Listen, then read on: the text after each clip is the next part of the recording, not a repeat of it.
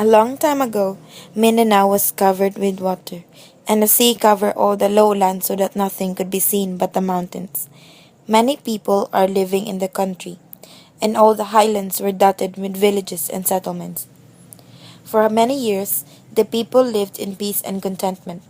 Suddenly, there appeared in the land four horrible monsters. Corita, a terrible creature with many limbs, lived partly on the land and partly on sea, that brought utter destruction on every living thing.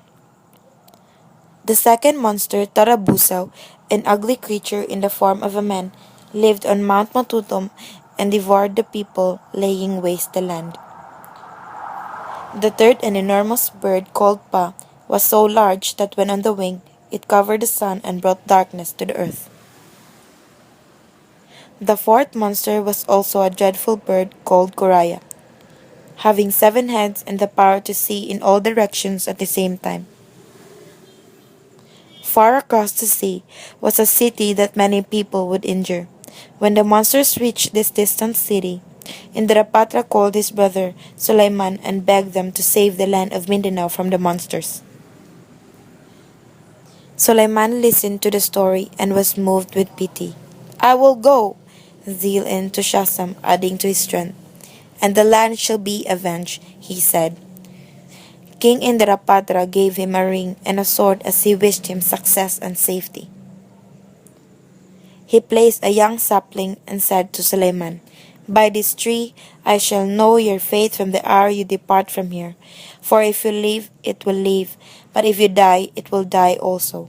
Sulayman went through the air and landed on the mountain where the rattan grew. There he stood on the summit and gazed.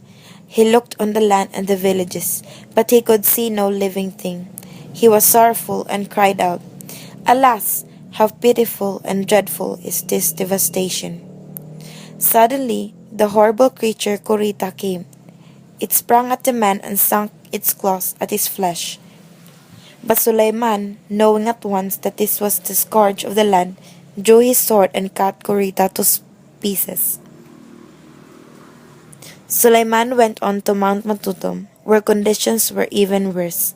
As he stood on the heights, there was a noise in the forest and a movement in the trees.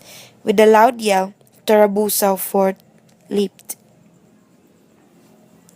They looked at each other, neither showing any sign of fear. Then Tarabusaw used all his powers to try to devour Sulayman.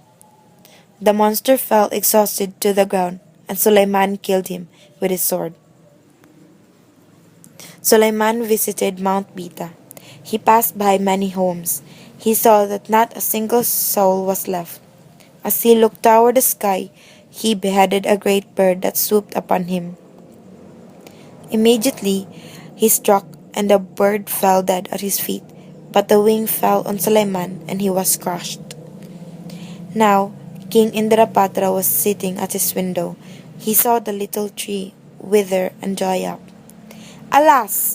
he cried, "my brother is dead," and he wept bitterly.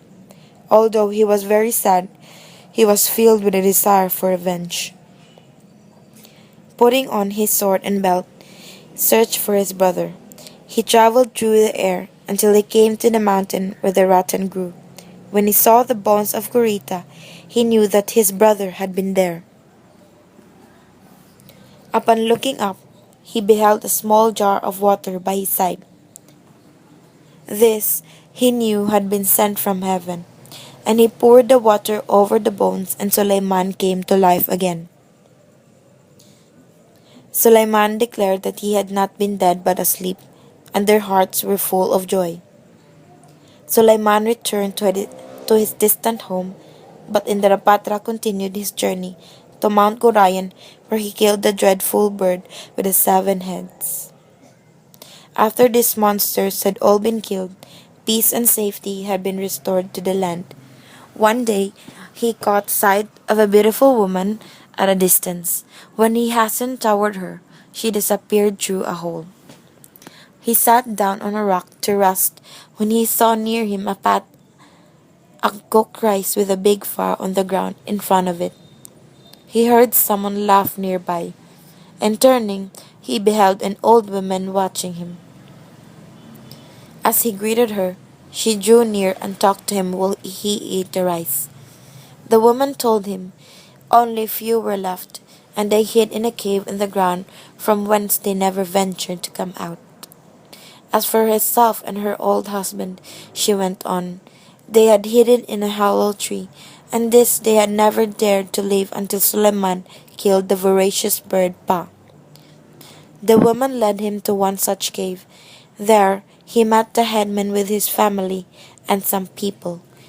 They all gathered, for this was the first time they had heard about the death of the monsters.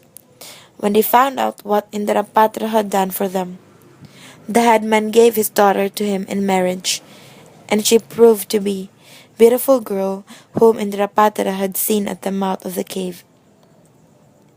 The people all came out of their hiding places and returned to their homes, where they lived in peace and happiness.